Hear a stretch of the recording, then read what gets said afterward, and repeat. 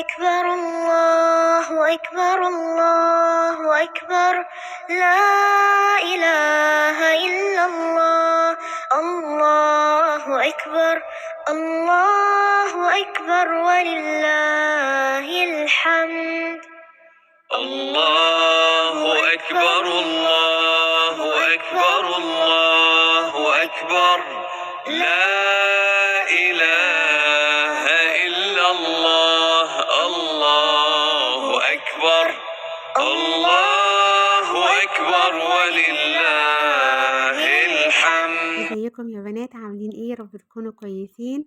كل سنة وانتم طيبين. خلاص بقى كده، تعالوا النهاردة مع بعض نجهز ان شاء الله الاكلات اللي هنستخدمها في العيد بإذن الله.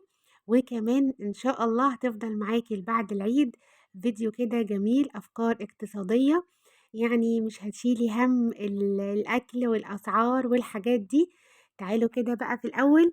لو انتي اول مرة بتشوفيني، حابة اعرفك ان انا اختك شيماء. اشتراكك طبعا معايا شيء يشرفني، وما تنسيش بقى لايك كده للفيديو جميل. اول حاجة بصوا بقى، جبت المسن وسنديت السكينة علشان نشتغل كده بسرعة والسكينة تبقى سعفاكي. انا كان عندي فرختين. بصوا الفرختين دول بصراحة انا ما اشتريتهمش يا بنات، كانوا عندي في الفريزر. يعني كان عندي كده فرختين سلام.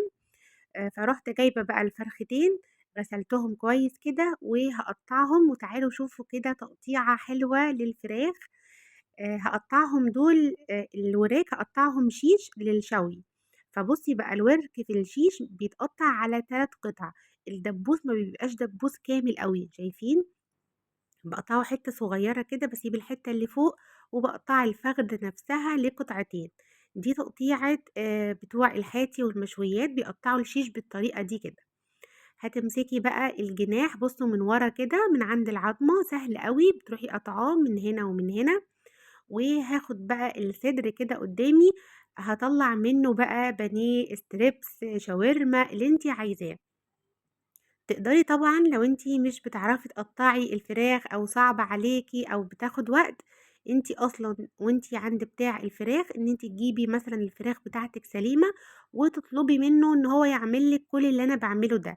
يعني مثلًا تقطّعي الوراك، قولي له عايزة تقطيعة شيش للشوي، أو لو عايزة بقى اللي هو شيش طاووق كده يقطّعها لِك، يعني يخليها خالص من العضم، تقولي له اعمل الصدور بانيه أو شاورما اللي أنتِ عايزاه. بس زي ما قُلت لكم دول كانوا عندي، فأنا بقى حبيت كده أستغلّهم. بُصّوا بقى، هنقطّع الصدر من غير ما نهدّر فيه أي حاجة، زي ما أنتم ما شايفين كده. أهم حاجة بُصّوا عضمة الصدر كده، تفتحي من عندها وتبدئي بالراحة أوي بالسكينة تنزّليها كده بالراحة، تنزّلي كل اللحم اللي فيها. الطريقة دي مش هتهدّر معاكِ خالص في لحم الفراخ نَفْسه، هتلاقي نَفْسِك مطلّعة العضم بتاع الصدر يعني نضيف، ما فيهوش لحم كتير ولا حاجة خالص. هتقابلِك كده عضمة الصدر من فوق، ممكن تشيليها. شايفين بقى؟ بُصّوا مش مهدّرين أي حاجة والعضمة نضيفة. تقدري كمان على فكرة لو أنتِ عايزة تعملي شوربة أو حاجة تستخدمي العضم ده في الشوربة. هنا باقول لكم بقى إن أنتِ تقدري تقسّميه بالطول كده لو أنتِ عايزاه مثلًا صوابع ستريبس، أو تقدري تعمليه بالعرض لو أنتِ عايزاه بانيه عريض. أنا كلّه هاقطّعه صوابع كده بالطول، لإني أنا عندي هنا البنات بيحبّوا الستريبس وبيحبّوا القطعة تبقى طويلة وبيحبّوه كمان رفيّع مش تخين. فالتقطيعة دي أنتِ اللي بتتحكمي فيها. القطعة اللي تلاقيها حلوة معاكِ سليمة طلّعيها كده جنب البانيه. الحتّة اللي تلاقيها مقطوعة اتبهدلت منِّك أو حاجة، تقدري تقطّعيها تقطيعات شاورما وتشيليها لوحدها. يعني من الفرخة دي تقدري تطلّعي شوية شاورما وبانيه، وتستغلّي الوراك للشوي أو تعملي بيها شيش. يعني بُصّوا كذا حاجة، كمان بجانب الجناحين وعضم الضهر من ورا، قطعنا الرقبة وقطعنا اللي هو الضهر من ورا كده، فمعاكِ كذا قطعة كويسة. وعايزة أقول لِك كمان إن ما شاء الله الصدر ده يعني بيطلّع معاكِ كمية بانيه حلوة مش قليل خالص. يعني هتشوفوا معايا دلوقتي اللهم بارك، الطبق هيبقى مليان من صدر فرخة بس. وأنا برضه يعني حبيت أوضّح كده معاكم، بصوا التقطيعة طب يا شيماء الستريبس ده ممكن أعمله إزاي؟ بنعمله عادي زي البانيه، تقدري تتبليه تتبيلة اللي هو للمشويات، تقدري تعمليه كمان تتبيلة عاملة زي بتاعة الكنتاكي كده، بيبقى تحفة يا بنات. في بقى الساندوتشات جنب مكرونة، جنب رز، جنب أي حاجة. تقدري كمان تشويه مع الشوي مثلًا بتاع اللحمة لو هتشوي في العيد، يعني كذا طريقة بصراحة، وهيوفّر معاكِ وبُصّوا ما شاء الله يعني بيعمل معاكِ كمية حلوة. بُصّوا كده الطبق اتملى أهو، القطع اللي كنت بالاقيها بُصّوا يعني صغيّرة مش هتنفع باقطّعها كده للشاورما، وحاطة طبق كده جنبي نضيف باحط فيه الشاورما، جبت كمان طبق باحط فيه الجلد والعضم اللي أنا مش محتاجاه جنبي كده. تعالوا بقى نشوف الفرخة طلعت لنا ايه. طلعت لي طبق البانيه ده، طبق الشاورما الصغير ده، ودي كده الاوراق بالرقبة بالظهر من ورا بالاجنحة، بصوا ما شاء الله. جبت انا بقى الفرخة التانية وهعملها بنفس الطريقة كده زي ما وريتكم، وبحط كل حاجة مع بعض، البانيه مع بعضه والشيش قصدي الشاورما، وتعالوا نشوف هنقسم ازاي تقسيمة كده ان شاء الله هتلاقيها حلوة معاكي وموفرة جدا معاكي في العيد. جبت بقى الأوراق كلها مع بعض كده وغسلتها كويس وحطيتها شوية في ملح وليمون وسبتها كده شوية، وكمان أنا حطيت معلقة كبيرة كده هرمية أو معلقتين من الدقيق وغسلتهم. المهم تغسلي الفراخ كويس جدا، وأهم حاجة التصفية، يعني لازم تصفي حلو عشان احنا هنفرز الحاجات دي فمش عايزين تبقى فيها سوائل وتعمل تلج وكده. دي بقى المشتريات اللي أنا اشتريتها للعيد من الفراخ، تعالوا أوريكم كده أنا جبت إيه، وهاقول لكم أنا جبت كمان الكميات دي ليه. أنا جبت نص كيلو من الشاورما، أنا عندي هنا بتاع الفراخ اللي عندي بيقطع الشاورما بيبقى فيها صدور على أوراق، الحتت اللي بتبقى على الجنب كده من البانيه. جبت نص كيلو من الكبد والقوانص، نص كيلو من الأجنحة، وكمان جبت وركين. وهاقول لكم بالضبط زي ما قُلت لكم أنا اشتريت دول ليه. لإني هاكمّل بيهم الحاجات اللي عندي، فجِبت انصاص ما جِبتش حاجات كتير علشان هاكمّل على الفرختين، هيبقى موفّر معايا في الفلوس، بكمان إني ما شاء الله هيطلّع لي كمية حلوة. إيه اللي معاكِ ده بقى يا شيماء؟ اللي معايا ده هنا الأوراق الأوراق بس يا بنات، يعني أنا شِلت الرقبة وشِلت الأجنحة مع الأجنحة التانية، يعني دول بُصّوا في كل كيس كده تقريبًا 7 قطع للشوي، قطع صغيّرة، تقدري على فكرة تعمليها صينية عادي مش شوي بس، يعني تحطيها في صينية بطاطس، تستخدميها في شوي، اللي أنتِ عايزاه. لو أنتِ أسرة صغيّرة مثلًا فردين أو حاجة لسه ما عندكيش أطفال، الكيس هيكفّيكم يبقى 7 قطع صغيّرين حلوين أوي. أنا بصراحة ممكن أستخدمهم الاتنين مع بعض في مرّة كده للشوي، يبقى كده يعمل سيرفيس كبير كده وكويس. فأنتِ بقى حسب هتوزّعيه إزاي، المهم إن أنتِ معاكِ في الكيس ده 7 قطع من الفراخ. جِبت بقى البانيه، بُصّوا كل حاجة كده كنت باروح أغسلها وأنقعها شوية في الليمون وأصفّيها كويس وأرجع لكم. البانيه أنا كنت هاقسّمه على كيسين، بس ما شاء الله لقيت الكمية حلوة معايا، يعني في كل كيس تقريبًا 8 أو 9 قطع، فرُحت مقسّماهم على 3 أكياس بقى، يعني 9 قطع حلو جدًا. خدوا بالكم ما تبصّوش للكيس وهو ني كده لوحده، يعني مش بنعمل إحنا البانيه بس كده لوحده، يعني هيبقى جنبيه مثلًا طبق بطاطس، طبق مكرونة، طبق سلطة، وكمان 9 قطع من البانيه مثلًا، فهيبقى حلو جدًا. زي ما قُلت لِك بقى ممكن تعمليه بانيه، تعمليه ستريبس، تعمليه تتبيلة كنتاكي، يعني اللي أنتِ عايزاه. شايفين كده؟ فما شاء الله الصدرين بتوع الفرخة طلعوا لي 3 أكياس من الصدور، حسب بقى استخدامِك أنتِ توظّفيهم في إيه. باجيب أكياس التلاجة النضيفة أهم حاجة تحطيها كده تبقى متصفية حلو، طلّعي منها الهوا وابدئي وزّعي. هنا بقى النُص كيلو من الأجنحة اللي أنا كنت جايباه، حطيت عليه الأجنحة بتاعة الفرختين وكمان الرقبة، فما شاء الله عمل معايا كيس حلو جدًا. طب الأجنحة دي يا شيماء أعملها إزاي؟ تقدري تعمليها صينية بس كده لوحدها بالبصل والطماطم والفلفل، عايزة أقول لِك بتبقى خطيرة. تقدري تدخّلي فيها نوع مثلًا بطاطس أو نوع خضار اللي أنتِ عايزاه، تقدري كمان تشويها كمان، يعني هتبقى برضه وجبة كده في يوم وهيبقى موفّرة جدًا. أنا قُلت لكم إن أنا كنت جايبة نُص كيلو شاورما، حطيت عليها الشاورما اللي طلعت لي من الفرختين برضه، فما شاء الله بُصّوا شايفين الكمية يعني اللهم بارك جميلة، ادعي كده بالبركة في حاجتِك إن شاء الله والله هتلاقي بركة ربنا أهم من كل حاجة. قسّمت بقى النُص كيلو ده على كيسين، يعني الكيس معايا ربع كيلو، أنا هنا بقى يا بنات باستخدم الشاورما دي في إيه، ممكن طبعًا تعمليها شاورما عادي، ممكن تعمليها فتّة في العيد، تعمليها فتّة شاورما، تبقى تغيير مثلًا عن الفتّة بتاعتنا بتاعة اللحمة، أنا بقى كمان باعملها ساعات حواوشي، يعني باخد الكيس ده باحطه كده مع بصل وفلفل واعمله كده خلطة حواوشي بالفراخ، بتبقى خطيرة.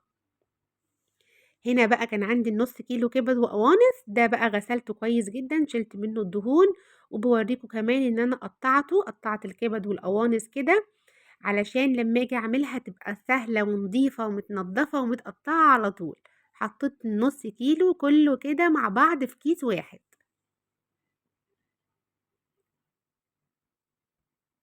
شايفين يا بنات ما شاء الله يعني التقسيمات بجد جميلة هتلاقيها بتوفّر جدًا معاكِ، ويعني بُصّي بحاجات بسيطة، يعني كل اللي جبناه إنصاص بس ما شاء الله هتلاقي عندِك كذا عدد من الوجبات حلوة تكفّيكِ أسبوع وأكتر بإذن الله كمان. هنا بقى الوركين أنا برضه غسلتهم كويس وقطّعت الورك كده على جزئين، بقى عندي 4 قطع برضه أقدر أستخدمهم في مرّة كده في يوم في وجبة كده في الأكل. شايفين بقى الفرختين والانصاص بس البسيطة اللي أنا كنت جايباها طلعت لي بصوا قد إيه يعني ما شاء الله كمية حلوة جدًا هتوفّر معاكِ، عايزة أقول لِك كمان إن أنتِ لمّا بتعملي التقسيمة دي بتوفّر معاكِ جدًا عن ما كل يوم تنزلي تشتري حاجة مخصوص، فدي هتوفّر معاكِ على فكرة في الوقت وفي المجهود، هتُقفي في يوم هتنضّفي كلّه وتوزّعي كلّه مرّة واحدة، وهتقعدي بقى شوية كده مرتاحة. جِبت القلم بقى الماركر وبابدأ أكتب على كل الأكياس النوع اللي فيه، لإني أحيانًا لمّا الحاجة بتتجمد يا بنات يعني بنبقى مش عارفين هو إيه ده، هي دي شاورما، ده بانيه، يعني الحاجات ما بتبقاش واضحة أوي، فكتبت كده على كل حاجة مثلًا ده شوي، بانيه، ستريبس، دي أجنحة، وهكذا، أبقى عارفة إيه اللي موجود عندي، وأنا كمان عارفة كل حاجة هاستخدمها في إيه. آدي ما شاء الله عندِك 10 أكياس من الفراخ، يعني العيد أصلًا لوحده 4 أيام، يعني أنا عايزة أقول لِك التوزيعة اللي إحنا هنعملها إن شاء الله دي للعيد ممكن تكفّيكِ يعني أقل حاجة أسبوعين وأكتر كمان، يعني أنتِ لو هتستخدمي في المَرّة أكتر من كيس، لأ الحاجة هتكفّيكِ أسبوعين، بتستخدمي كيس واحد لأ ممكن إن شاء الله تدخل معاكِ في شهر بإذن الله، كلّه ببركة ربنا. هابدأ بقى إن أنا أحُط كده الحاجة عندِك بقى شيليها كده في الفريزر، وبنظام كده حُطّيها فوق بعض، وحاولي تزنّقي الحاجة وتحطّيها كويس عشان ما تاخدش منِّك مساحة كتير على الفاضي. وحتّة إن أنتِ بتكتبي على الكيس دي بجد يعني مهمة جدًا يا بنات، بجد هتسهِّل عليكِ، لإن أنا أحيانًا كده كنت بابقى تايهة مش عارفة ده لإيه وده لإيه، فبابقى عارفة ده للشوي، لأ دي الوراك الكبيرة، دي الوراك الصغيّرة وهكذا. تعالوا بقى أورّيكم أنا جِبت إيه من اللحوم، أنا عندي هنا جزار جنبي جِبت منّه بُصّوا نُص كيلو من السجق، نُص كيلو دي لحمة مفرومة بس كُفتة، تتعمل كُفتة يعني، تبقى فيها نسبة دهون أعلى من اللحمة المفرومة، وإن جِبت كمان نُص كيلو من بُص هو كلّه نصاص يعني ماشي، جِبت كمان كفتة رُز، أنا بصراحة باجيبها جاهزة كده منّه، جرّبتها كذا مرّة بتبقى جميلة ومش بتفُك ولا حاجة خالص. وجِبت كمان نُص كيلو من السوسيس أو الhot dog ده أنا جايباه علشان لو في يوم مثلًا هاعمل كريب أو هاعمل بيتزا باستخدمه بيبقى حلو أوي، ودي نُص كيلو برضه من الكبد الكبدة جِبتها كده شرايح، صراحة كنت محتارة مش عارفة هاعمل شرايح والّا أعملها اسكندراني، فقُلت خلاص هاجيبها شرايح لو حبيت أعملها بالردة فتمام، لو ما حبيتش هابقى أقطّعها عادي سهلة يعني في التقطيع وأعملها عصافيري، وده كان كيلو بقى، ده كان كيلو من الريش الضاني، النُص كيلو اللحمة المفرومة ده يا بنات عندي والله ما هتصدّقوا من رمضان، النُص كيلو اللحمة المفرومة ده عندي لقيته في الفريزر من رمضان، فقُلت حلو أوي الحمد لله، ده لو هاعمل مثلًا صينية رقاق، مكرونة بشاميل، فهيبقى حلو في التعصيبات. فشايفين بقى كده دي اللحوم اللي أنا جبتها من الجزار اللي عندي هنا.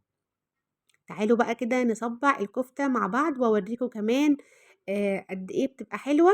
طبعًا في ناس يعني بتعملها في البيت، أنا كنت ناوية والله السنة دي إن أنا إن شاء الله هاعملها في البيت.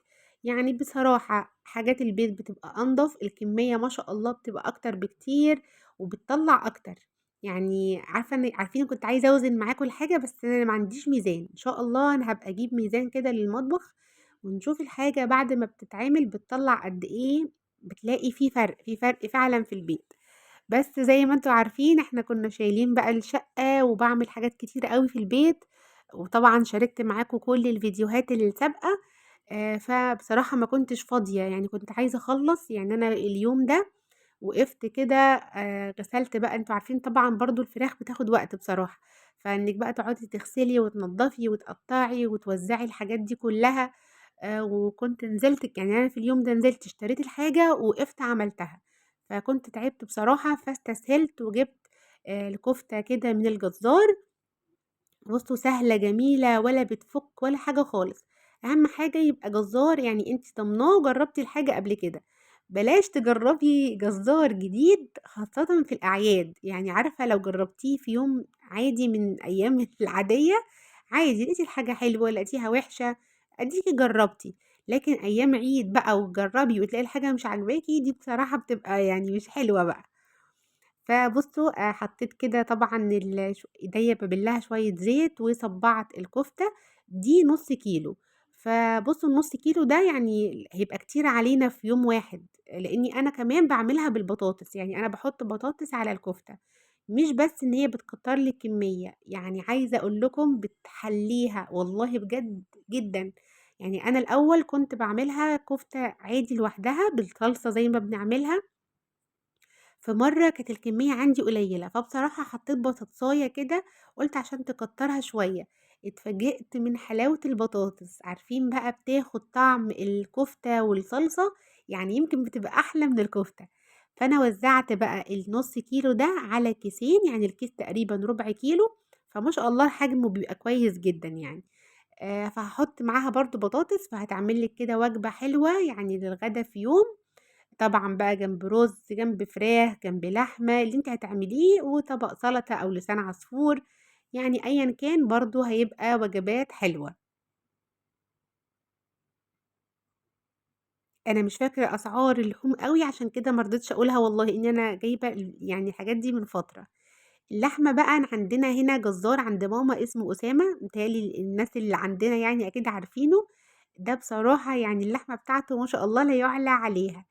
فأنا جِبت بقى أنا جِبت كيلو بس من اللحمة، بس أنا جِبت كيلو لحمة ملبّسة شوية، إني أنا باحب إحنا بنحمّرها، وجِبت كيلو لحمة شوي. بُصّوا ده كيلو يعني متقسّم على نُصّين، فأنا باعمل في المَرّة نُص كيلو. اللحمة بُصّوا أنا قطّعتها، أنا باورّيكم كده ده كان كيلو بس أنا قطّعتها وقسّمتها نُصّين. كمان هنا كيلو الشوي أنا كمان برضه هاقسّمه لنُصّين. في المَرّة باعمل نُص كيلو يعني. فبُصّوا يعني ال2 كيلو دول هنقسّمهم كده أنصاص، فإن شاء الله يكفّوكِ 4 أيام بأمر الله. بُصّوا اللحمة ما شاء الله جميلة، التقطيعة، اللون، النضافة، تحفة. هو أغلى من الجزار اللي عندي هنا، بس بصراحة أنضف بكتير جدًا، يعني بالذات بقى في الشوي وفي اللحمة السليمة باحب أجيب منّه. لكن بقى في السجق، الكفتة، الحاجات دي عادي لو جِبت من الجزار اللي عندي هنا. فبُص ما شاء الله اللهم بارك، يعني ربنا يا رب يزيدنا جميعًا من نعيمه، ناكل كده حاجاتنا في الهنا. التقسيمة اللي إحنا عملناها ديّة يعني عايزة أقول لِك مش هتصرفي كتير خالص، خالص بجد، والحاجة ما شاء الله ممكن تكفّي معاكِ بُصّي شهر. هنا بقى أنا جِبت الخزين بتاعي من عندي أولاد رجب هنا، أنتم عارفين كان أولاد رجب قافل بقى له فترة، الحمد لله فتح تاني، إن هو عندي هنا على آخر الشارع. فرُحت جِبت منه بقى كان عاملين عروض حلوة جدًا عشان كمان الافتتاح، يعني هُم كانوا لسه فاتحين، فالأسعار يعني كانت نازلة جدًا. كيلو الدقيق كان نازل ب19 جنيه، الرز تقريبًا ده كان نازل كانت ب30 لأ ب28 جنيه الرز، لأ ده كان تقريبًا 26 كان عليه عرض اللي هو فجر ده، المكرونات كل حاجة كانت عليها عروض. أنا برضه ما جبتش حاجات كتيرة أوي، الحاجات اللي أنتم شايفينها دي جبت كده نصاص من المكرونة، الحاجات اللي كانت ناقصاني طبعًا لإني أنا برضه جبت التومين الحمد لله، فجبت بس الحاجات اللي كانت ناقصاني لإني أنا كانت كل حاجة خلصت من عندي، عارفين ما عنديش مكرونة، ما عنديش رز، ما عنديش دقيق، ما عنديش حاجة خالص. فبدأت كده أجيب الحاجة حاجة في حاجة والحمد لله يعني قضيت وكفتنا الحمد لله. بُصّوا باوريكم المناديل دي المناديل يا بنات بُصّوا يعني موفّرة جدًا، المناديل دي بُصّوا العلبة ب5 جنيه، الكيس ب5 جنيه، باجيب على طول ال4 ب20 باستخدمها بقى على طول في المطبخ، عارفين بقى الولاد دلقوا حاجة، عملوا حاجة، نشّفت حاجة وهكذا يعني. نكمّل بقى الحاجات من أولاد رجب، بُصّوا لقيت شاي العروسة، أنا بصراحة باحب شاي العروسة جدًا، فلقيت شاي العروسة منزّل عرض، بُصّوا كان ده اللي هو شاي الفتلة، كان العلبة 25 كيس، كان تقريبًا سعرها 24 جنيه. جِبت كمان كيس آيس كريم وكيس كريم كراميل كده طبعًا بقى عشان العيد كده إن شاء الله نعملهم في العيد للبنات. آآ بُص جوجي هي كانت واقفة جنبي بتدّيني الحاجة ومحيراني مطلّعة عيني عشان تدّيني الحاجة. فجِبت الحاجات البسيطة دي وجِبت القمع ده، هتشوفوا الفيديو اللي جاي بقى آخر فيديو لينا في سلسلة الأعياد إن شاء الله، وإحنا بنجدد المطبخ وبنرصه، فمش عايزاكم تفوّتوا الفيديو اللي جاي إن شاء الله، ومش هاتأخر برضه عليكم فيه، علشان خلاص العيد يعني كل سنة وأنتم طيبين خلاص ما فيش كام يوم. جِبت الحاجات البسيطة دي علشان إن شاء الله بقى في العيد كده نعمل جو جميل ونحسسنا يا رب بفرحة العيد، يا رب يبقى عيد كده مبارك علينا وعلى الأمة الإسلامية كلها، وينصر يا رب إخواتنا كده ويفُك كربهم يا رب اللهم آمين. ده بقى كان التومين بتاعنا يا بنات، أنا جِبت إزازتين زيت وجِبت 2 كيلو سكر وجِبت كيلو رز، ده بيبقى التومين بتاعي، أنا البطاقة بتاعتي فردين. فالحمد لله برضه برغم إن هُم حاجات بتبقى بسيطة، بس يعني ما فيش حاجة بتخسّر وبيسعفوا خالص في البيت.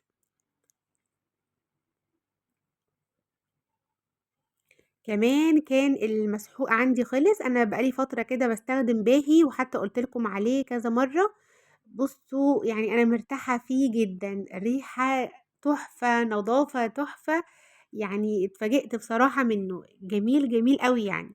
جِبت نُص كيلو من الدوني اللي هو السايب، وجِبت كمان نُص كيلو ده كان اللي هو عارفين الهاند شاور كده تقدري تستخدميه بقى في الغسيل إيديكِ أو الحاجات، باحب أحطه في التويلت للبنات علشان بيهروا الصابون عندي، بيهروه.